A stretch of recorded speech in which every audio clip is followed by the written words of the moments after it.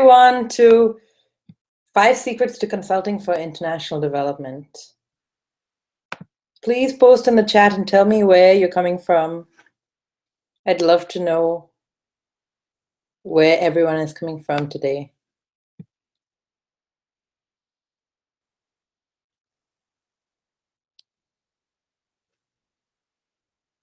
And let me know if you can see the video broadcast or if the audio is working well.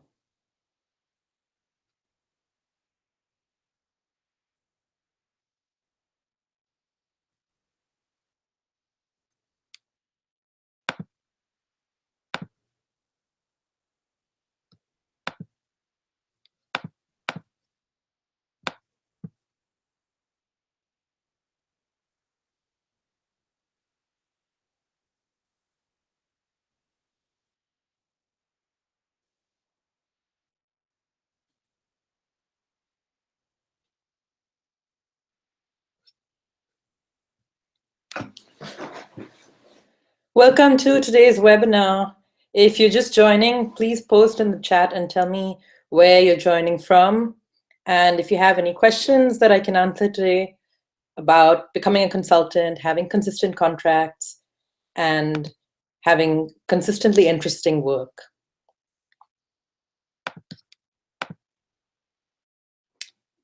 Today we're going to go through the 5 secrets for becoming a consultant. And being a successful consultant is less about finding the contracts that are appropriate for you and that will pay you what you want to be paid, and more about really knowing what you can offer the client. And in this case, the client could be the United Nations, it could be an NGO, it could be a consulting company, it could be a stakeholder group such as the representatives of a city or a village that are looking for a consultant to represent them. And so today we're going to go through how you make sure that you are taken care of and that your value is clear both for you and for the people who are hiring you, and that the way that you get into a contract sets you up for success in your next contract. And I'm here to answer any questions you might have about becoming a consultant, or about once you are a consultant, how to get the next contract, and how to have consistent contracts, and how to ensure your success as a consultant in international development, because it's a little bit different from the corporate world, or as working as a consultant within a company. I mean, then you're just an employee effectively. What we're talking about here is being an independent consultant and kind of being registered as a freelancer or as your own small one-person company, and then from there you get contracts to do different consulting projects. And if you have any questions, please post in the chat, and also don't forget to post in the chat and tell me where you're signing in from and what kind of organizations you are interested in working with. So the first trick to being a successful consultant is to know what your niche is. And this is something I tell you guys, I don't know, every single webinar and every single email, is to pick your niche and know what that niche is. So human rights is not a niche. Let's be clear about that. Human rights is a thematic area. It's a topic of interest. It's great. You might have a master's in human rights. Very cool. But what I want you to do is pick something hyper specific that you can use as your consulting brand. So this could be being an auditor for certification schemes. It could be what's another good example? Doing monitoring and evaluation on children's projects in Eastern Europe. Now that's hyper specific. Because it probably means you speak Russian. Or it could be, for anyone who's just joining, we're talking about why it's important to pick your niche as a consultant. Please post in the chat and tell me where you're coming from. I'd love to know. So a niche could be working on water issues as an engineer in Central Asia. It could be working with villages who have lost their water supply to Coke or Pepsi. I mean, I'm talking about being really hyper specific. It's not like, it's kind of like when you're choosing a restaurant to go to for dinner, you don't say, I want to eat Chinese food. You say, I want to eat Chinese food in this neighborhood, and I want to make sure that they have this kind of soup on the menu, and I want to make sure that they have free refills on the water. You know, you want to be like extremely specifically calibrated in every aspect of the work. So you not only just want to pick like a thematic area, but you also, such as water or sanitation or human rights or children's rights or program management, but you want to go much deeper within that to think about what is it that you can offer them, what is going to be your the focus of your work, and from there that'll help you pick your niche. So I was recently talking to someone who was a governance specialist, but that doesn't mean anything to me. And I was asking her, well, what does it mean if you're a governance specialist? And she said, well, I'm interested in governance. And I said, that's great, but go deeper. So governance in which countries? What kind of governance? And then she said, well, e-governance is interesting. And I said, well, what about e-governance? Does it mean you want to work with Google and their policy department, which is pretty new, but since it's Google, they have a lot of money to pour into it? Or does it mean you want to work on the EU internet policy, which again is a big topic of interest if you're based in the EU, because data protection is a big consumer issue? Or does it mean you want to work on internet policy in Nigeria, and Lagos is a new tech capital, so it's getting a lot of funding and a lot of startup NGOs are there. So do you see what I mean? I hope it's clear for you guys to be ultra specific about your niche, and that is probably the #1 way to ensure that you get consistent contracts, and that you develop respect and a reputation in your field for being good at what you do, because there aren't that many people who are experts on sanitation in drought-affected countries in the Sahara, for example. And the more that you specialize and niche down, no, it doesn't block you from getting consecutive contracts. It simply makes you, it makes people think that you really know what you're doing, because no one can be an expert at everything, nor do you want to be an expert at everything. Some of you might have heard me talk before about how I worked at an engineering NGO, and it wasn't really my thing because I'm not an engineer and I don't know that much about engineering. Nor do I want to. I mean, it wasn't like I was going home and reading books about engineering problems in the developing countries. So pick your niche. #2. You've got to know your client. Now, I know in the NGO world, we're not used to talking about the United Nations as a client. But when you're a consultant, anyone you work for, if you're not being hired as a consultant at a company, then anyone you work for is your client. And you can't treat them as your employer who's going to look after you and take care of you, because they're not giving you benefits. That's the definition of being a consultant. You have to look after yourself from A to Z. So, I mean, the inverse of this secret is not to think of your employer or your client as this like soft and cushy protector, because they're not. They're looking out for themselves. So what do I mean by know your client? I mean, the UN, for example, let's pick a specific UN agency. So let's say you're a consultant at UNDP in New York, and UNDP is focused on development and on policies for development. So you want to think, okay, not only about the pay scale in New York, or not only about what does UNDP want in the New York office, but what are UNDP's priorities? Where are their needs? What kinds of other consultants do they hire? For example, UNESCO in Paris is going to hire a lot of people who are education specialists because they're an education-focused organization. But UNDP might not be doing that. They might not be hiring education specialists. Rather, they might be hiring people who are specialized in education policy for specific countries, maybe in particular countries that have drought problems, so all of their resources are being poured into addressing drought rather than improving their education.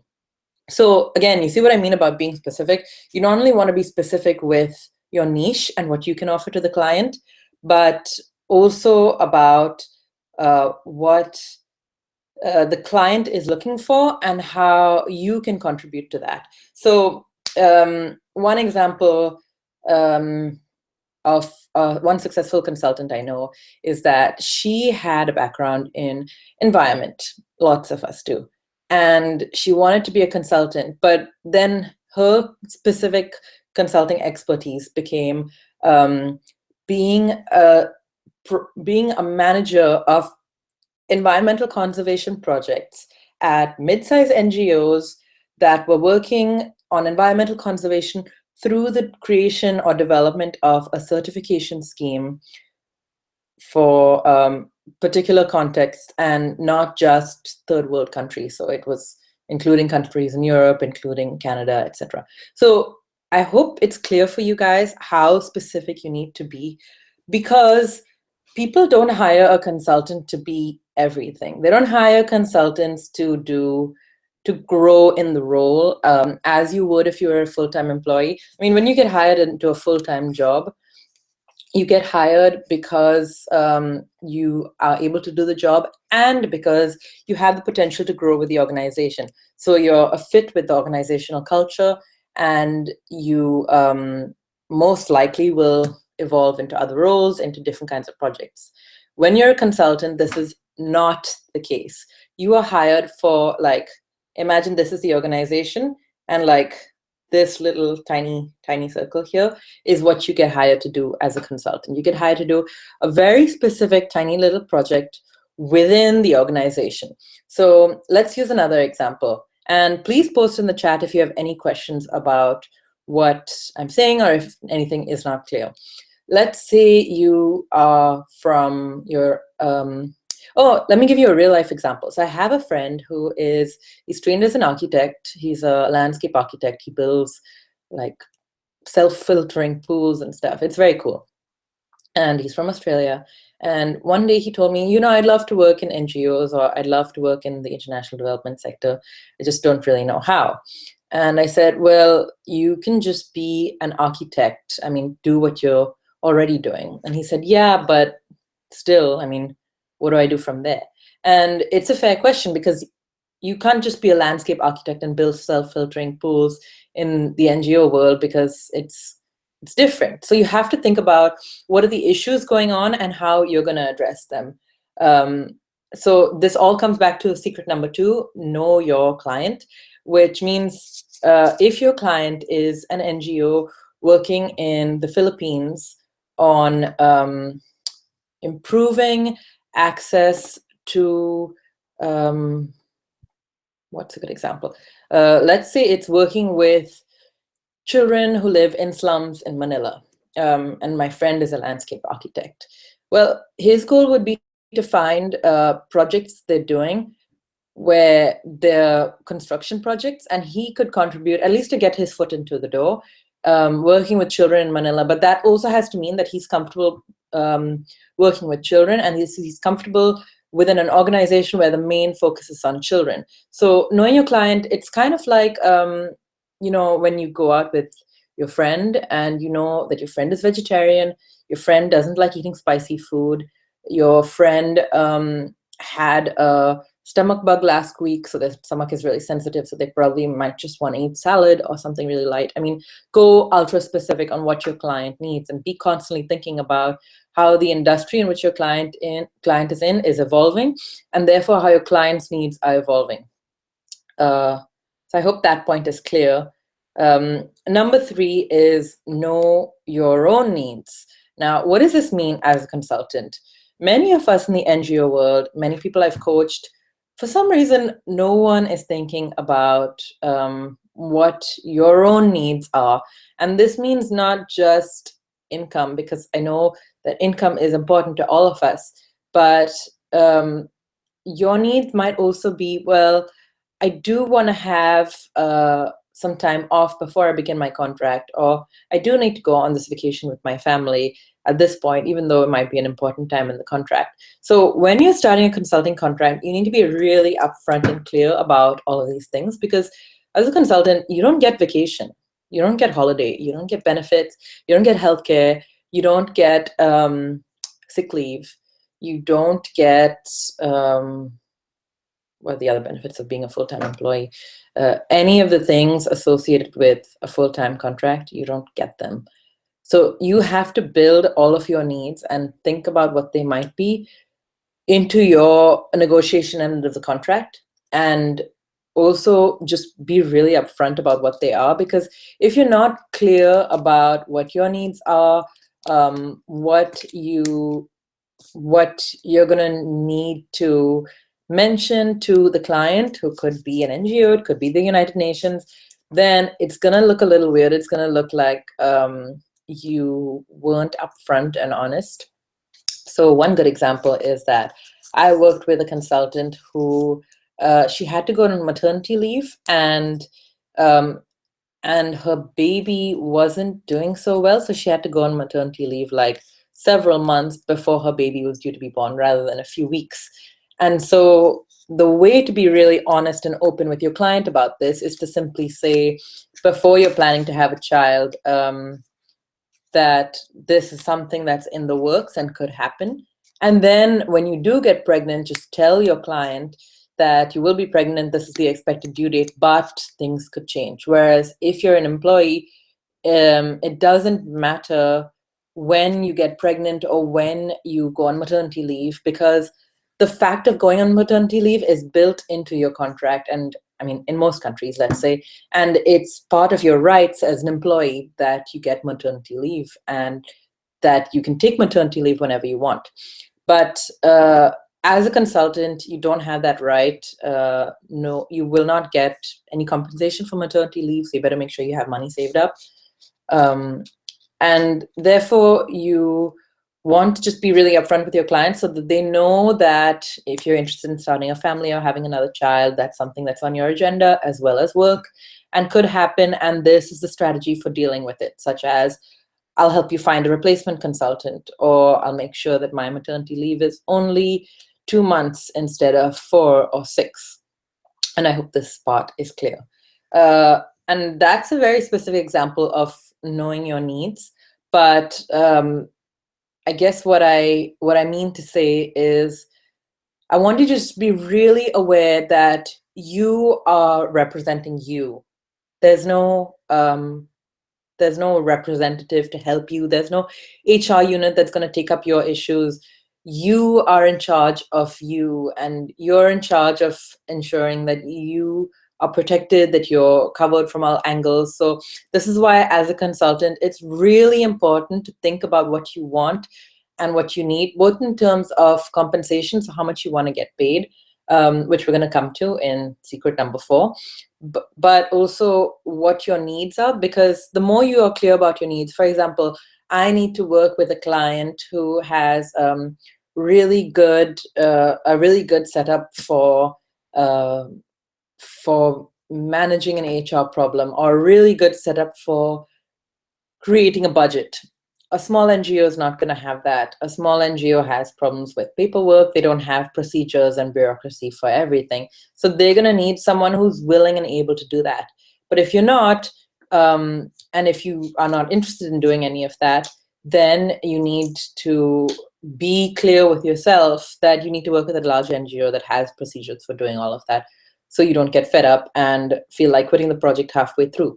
Because as a consultant, you're expected to perform well every day, because you don't get sick leave, you don't get time off because you feel like you need a break. Your job is to perform, and to perform well. And that's why they've hired you. And most of the time, that's why they're paying you a premium to be a part of the project. So anyway, if that is clear for everyone, then we will move on to secret number 4, which is know your value. So what do I mean? This is not about your needs, which you already talked about. This is your value. So one thing that was really confusing for me when I first became a consultant is that they often tell you to mention your rate in the application. So before you've even started the job or even gotten an interview, they say, please tell us how much you will charge us to work with us.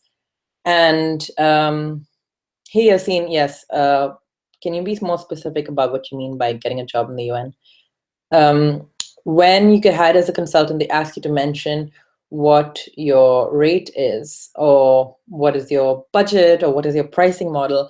And it can be really hard to guess this if you haven't worked as a consultant before, or if you are new to consulting in general, or if you just want to make sure that you get hired and that you don't get automatically removed from the selection process because you're too expensive. So the way to do this is to think about what your salary would be if you would do that same job, and just remove a few zeros. So for example, if your salary would be $50,000 to do a job, then your hourly rate could be $50, and then you can just multiply by 8 to get your day rate. And that's pretty standard in the NGO world. Or you could, and not just in the NGO world, but and as a consultant in general. Or you could you can definitely ask other consultants what they charge. The risk is that people might not always be open about what their rate is. Another option is to look at the context in which your NGO is. So if you're going to work as a consultant or as a freelancer for a really tiny grassroots NGO in Guatemala, then chances are they're not going to pay you $50 an hour.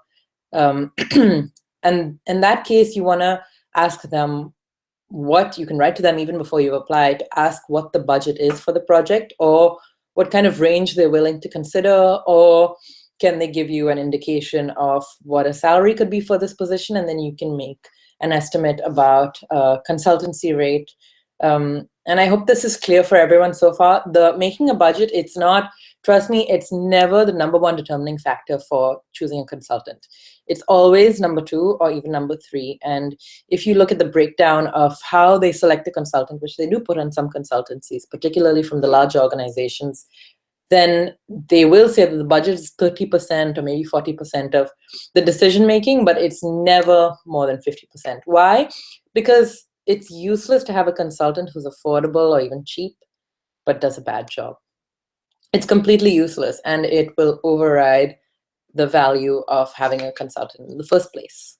If we go back to secret number 1, which was to pick your niche and to pick a specific niche, then the client or the organization that you will be consulting for, they know that they're picking someone who is, if you're hesitant about using the word expert, then they know they're getting someone who is at least very highly knowledgeable in that tiny specific niche. And there aren't a ton of people who are. I mean, you might think there are, because it feels like every time you apply to a job, and if you're not getting selected, it's because hundreds of other candidates are applying. But in consulting, we're talking about doing a specific job, being able to show you've done it before, being able to prove that you'll do a good job, produce high quality work. And number 3, being able to make the client feel comfortable with what you represent, which again comes back to secret number 3 about knowing your needs, knowing what you need in order to work well. So with one of my clients, I told him, I do my best work in the morning, and I was about 6 hours ahead of him at that time. So it meant that we had to get our best work done really early on his time. And sometimes we did that because he knew that I would do my best work in the morning for me, and that as the day went on, I would be just less and less alert. So he said to me when I told him that, oh, that's really good to know. And it's such a small detail. You think it's completely irrelevant. But as a consultant, you need to be very clear about what you can offer to your client, why they might have any hesitations, and just simply go ahead and address that hesitation. So for everyone who's watching live, please post a comment if you have a question or something I've said is not clear, or you are listening to this but you still don't understand how to get started becoming a consultant. And I just want to stress that it's totally possible, no matter what niche area you're in, no matter what country you live in. Even if you live in a country that's war-torn, you probably have a higher chance of getting a consultancy, to be honest. And even if you live in a country where you think there are very few opportunities, being a consultant is completely possible. Getting paid what you think you deserve to be paid is completely possible, but you have to follow these steps. And it's only if you don't follow them that you won't end up getting what you want. And then you'll be wondering, well, I think I'm worth it. Why didn't I get it? And if you didn't follow one of these secrets, then that's why. So moving on to number 5, and this is probably, I would say, it's technically the second most important, I think, apart from picking your niche and like really knowing what that niche is and getting as specific as possible. And it's kind of, it's something I discovered after being a consultant for, I think, a year already, which is that you want to know what is like the real deal behind the deliverables that they give you. So let's backtrack a few steps. Every time you look at a consultancy, if you look on Relief Web or you look on DevX or DevNet Jobs, you will see that they have a list of deliverables that they want you to work on as a consultant. These deliverables could be vague or could be really specific, or they could be ultra specific with dates, deadlines, working with other team members. They might even be deliverables you have to complete before you can get paid. So it just varies. But you want to know what the deliverables would indicate in terms of how you'd undertake the project. So let's say, I'm going to give you an example from a consultancy I recently looked at, which was to create e-learning modules. Now, the deliverables were fairly direct, but they weren't ultra specific. They didn't say, we want to have this completed by this specific date, as in the 31st of October, 2017. They said, this is a project we'd like to do. These are the number of people we'd like to target. This is what we estimate our impact to be. But in that case, the less specific it is, the more you want to assume that they want to liaise directly with the consultant to understand how to best undertake that project. So this example is in direct contrast to another project I worked on where they had extremely specific deliverables. Please complete X by the 30th of July, 2015, and make sure it's submitted to these 3 people. And the email has to be in the inbox by this date so that it can get approved by this date, so that it is in the UN's files by this date. Do you see what I mean about how specific that is?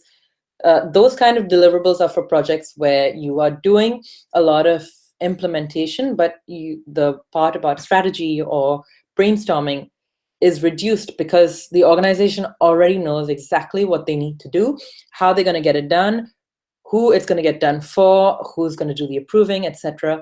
So they're not looking for someone who's going to be like a brainstorming buddy. The less specific the deliverables are, the more that the organization is looking for someone who has the ability to brainstorm and also could contribute ideas to the project, to the way the project evolves, to how it could evolve, to additional or better ways to benefit the stakeholders through the means that they have already selected. So in the previous example I gave, the organization already selected the means, which was creating e-learning modules. And now they're looking for deeper and more specific ways to target, to address that need. So how can you as the consultant help them? And let's backtrack a bit to secret number 4, which was knowing your value. The more that you understand what the organization really wants in terms of their deliverables, the more that you can integrate what they want, as I mentioned in secret number 2, know your client. The more that you understand your client and understand their needs and know what they're really looking for in the contract, the more you can build this into your value and either charge more or ask for more time on your contract, but under the assumption that for example, if they want your help brainstorming, or they want your help designing the project because it's not yet completely built, then you want to assume that's going to take more time than maybe what is already written in the contract, and more time means getting paid more. So that's another way to increase the value of your contract. If you have any questions, please post in the chat and I'm happy to answer them. And that's more or less the 5 secrets on how to get started in consulting, or how to ensure that you have consistent contracts. The thing that a lot of people don't do who are trying to become consultants, or trying to stay consultants, is that they number one, they don't think that they are very unique candidates. They think that, great consultants are a dime a dozen, and therefore if they're not hiring me, they can probably find someone else in a couple of days, and therefore I don't need to be really specific about my needs and my value. No, great consultants are not a dime a dozen. They're actually really difficult to find. Why? Because number one, there aren't that many people who work as consultants in international development. It might seem like there are, and there's never going to be a consultancy that is impossible to fill because the individual doesn't exist. But a great consultant is not just someone who understands the subject matter. A great consultant is someone who also understands the client, secret number 2, and what the client needs. So for a more specific example, if you're working at the UN, then you're going to have to deal with a lot of bureaucracy. It's just part of the game.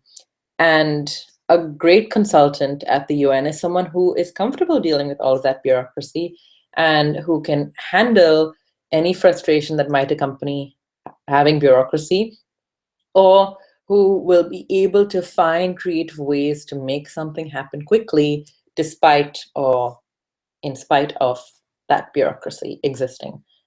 So a great consultant in this case is not just someone who is, for example, an expert on children's rights in Moldova, but is also someone who has patience with UN procedures.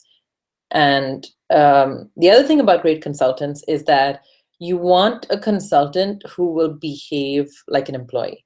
Now, what do I mean by that?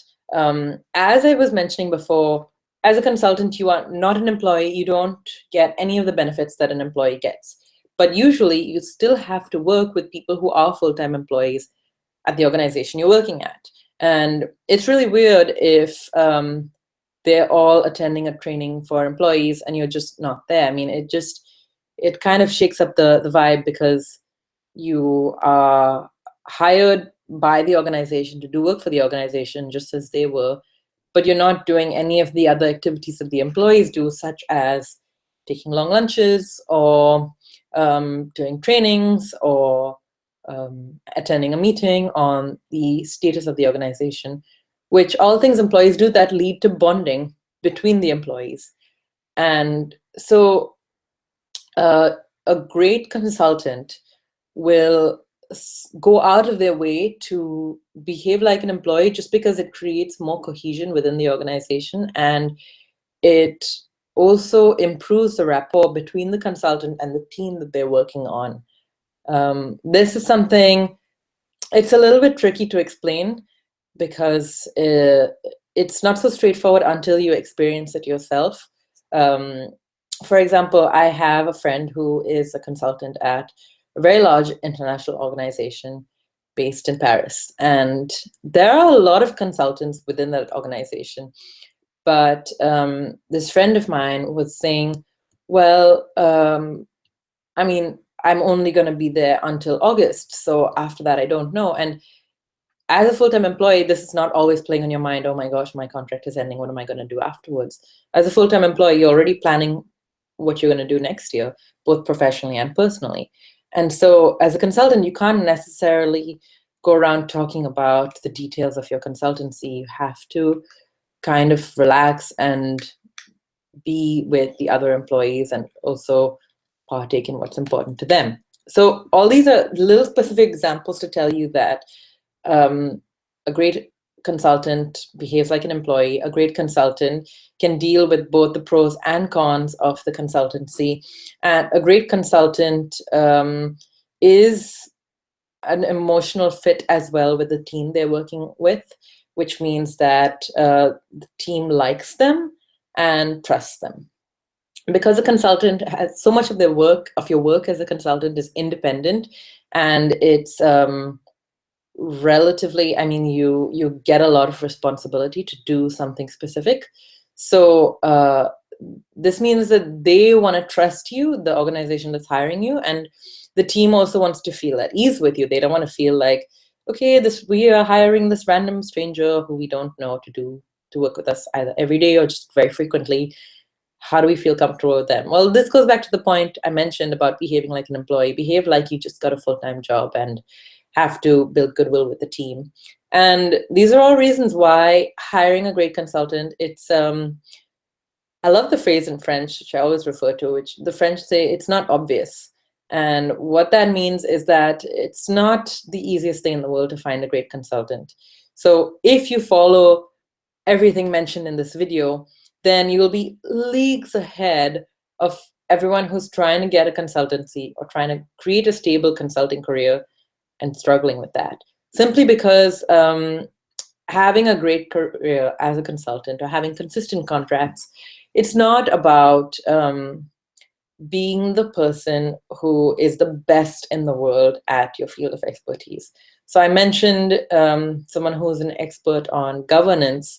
It's not about being the world's most well-known governance expert. No, being a great consultant is about being reliable, being trustworthy, definitely knowing your field and knowing what are the issues in your field and where your role is. But more than anything, it's about knowing what your client needs in terms of what their project is within this field, and then being able to communicate to them how you can help them with doing that project. And also how you can, and then not only just how you can help them, but that you will help them. You will be trustworthy and reliable, as I mentioned. So I'm gonna, if no one has any questions, so if I'm just gonna roll back over the 5 secrets, and then we can wrap up, unless you guys have questions. So as I mentioned, pick a niche. If you do not pick a niche, you will not get a contract, simply because people do not hire consultants to be everything. They hire them to be something extremely specific within a niche area, within a thematic area, within the development sector. There is no such thing as I want to be a development consultant, even though that's the title of this video. There is such a thing as I want to be a consultant on researching and writing migration policy for the Central American corridor.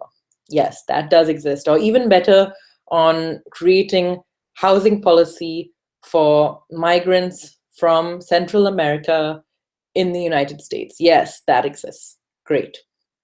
Pick a really specific niche, get as specific as you can. And basically you want to be one step away from saying, I don't do anything except this. You want to be broad-minded about what you could do within the project, but at the same time, be really specific about what your niche is. Number 2, know your client.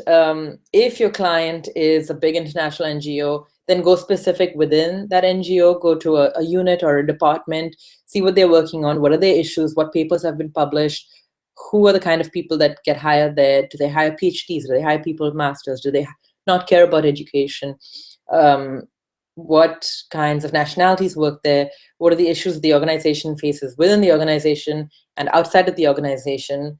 These are not questions you'll get in your interview, but the more that you know the answers to these questions, the more that the client will trust you to do a good job on the project because you understand them. And what recent projects has the organization worked on? What challenges might it face? What kinds of other NGOs does it work with, or other organizations or governments? And what would your role potentially be in this project? And where have they hired someone already for this project? and had a problem with them? Have they been doing the project for a long time or a short time? Has the project gone well or not? Is it going to get refunded next year? Who is funding the project? What kinds of organizations are funding the project? Who are the donors? Where are the donors coming from? What do they care about? All of these questions you need to know before you go to the interview, and ideally, while you're submitting your application, you should be researching all of these questions to really know the client. Number 3, know your needs. As a consultant, you are responsible for taking care of yourself. And I cannot stress this enough because it is something that will come back to bite you if you don't pay attention to it. Whatever vacation you need, whatever holidays you want to take, if you think you're going to get sick, or if you do get sick, what happens if you have certain things that need your attention. For example, you need to go pick up your child at 3 o'clock every afternoon, and therefore you can't be working at that time. Be really upfront about all of these things. Don't say, I need to take vacation at this time, or I need to pick up my child and therefore I can't work. Focus on what you can do. So tell your potential client or your current client, I'm only able to work until 2:30 p.m. every day, unless otherwise specified, or between the days of 1 and 15 December this year, I will not be at my desk, or I will not be looking at my email, so please don't contact me at that time, or please don't, or let's find a way to find someone else to do the work at that time. So know your needs and communicate them to the client by telling them. You don't tell them, I can't do this, I can't do that. No, you tell them, this is when I am available and I am able to do the work and happy to do it. And let's find a way to deal with the times when I'm not able to or can't be there. Number 4, know your value. This, I think a lot of people struggle with it, because how do you pull a budget out of thin air, to be honest? For most consulting contracts, your budget doesn't need to be hyper detailed. It just needs to be clear and straightforward. So if they do ask you to put together a budget for a project, and it's a big project, then you can break down your budget into by time, and then break down that time into the number of days each part would take, and then use a day rate. Or you can break down the budget into, if you have an idea of how much something could cost, for example, a field visit to Egypt for 10 days. Well, you can do some research about how much does a meal cost in Egypt, plus your day rate, plus the cost of a hotel, and that would be the cost of 1 day spent in Egypt. So let's say a hotel is $50 a night, each meal is $10, so that's $30 plus $50, which is $80, plus your day rate, which is $200. So your total cost of 1 day in Egypt is $280. On the other hand, if you want your budget to be less specific, you could simply say, well, I assume that there will be 10 days spent in the field in Egypt, plus 10 days at home producing the report, plus 5 days spent interviewing the important stakeholders on this project. So in total, I estimate spending 25 days on this project, and each day is at a day rate of $300 a day. And this includes, either does or doesn't include, transportation, accommodation, and food. Or so if it does include it, then the organization knows that that's just a standard, that's just one lump sum. And if it doesn't include it, then they know that you're not sure how much a hotel and accommodation, etc., would cost in Egypt, and so you are leaving that open-ended. So you can be fairly clear and straightforward about the budget, while also admitting that you don't know what every single cost is going to be, and all organizations are going to assume that other costs may come up.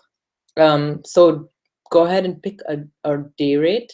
Do know that once you pick a day rate, most likely you're either going to stay with that or go lower for the duration of the project.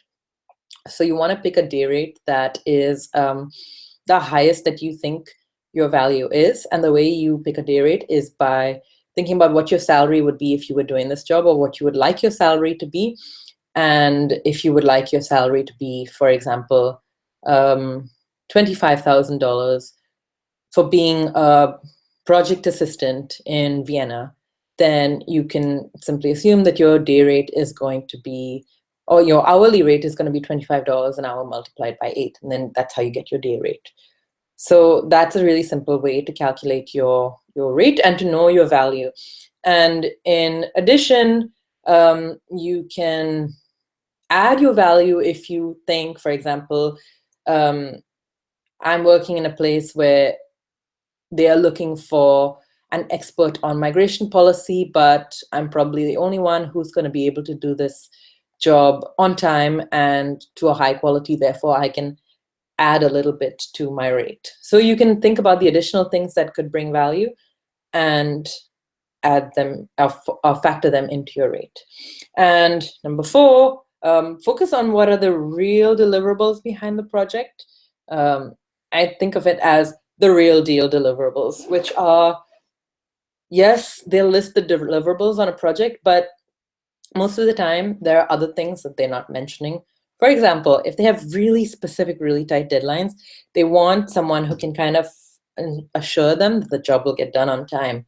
And so you can either tell them this in your cover letter or interview, just say that you're extremely reliable and extremely good with deadlines, or you can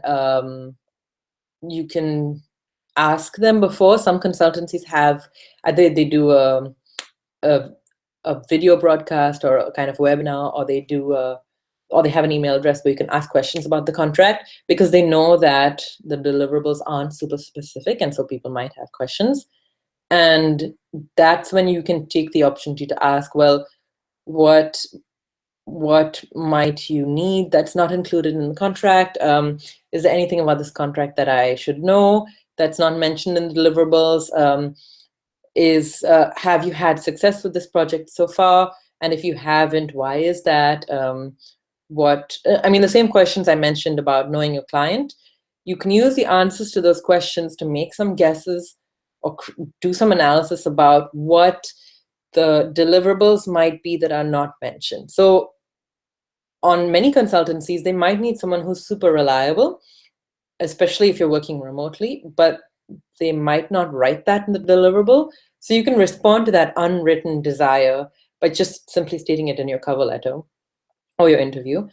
And you can also think about ways in which the project could go wrong, and then address your ability to ensure that those things won't happen in your cover letter, or even better, show in your CV your ability to handle similar projects where similar kinds of things could have gone wrong, but didn't because you were around.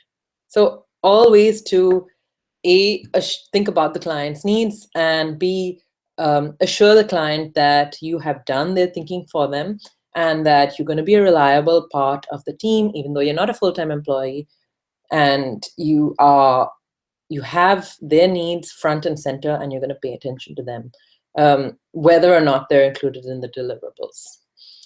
And those are the 5 main secrets to becoming a consultant in international development.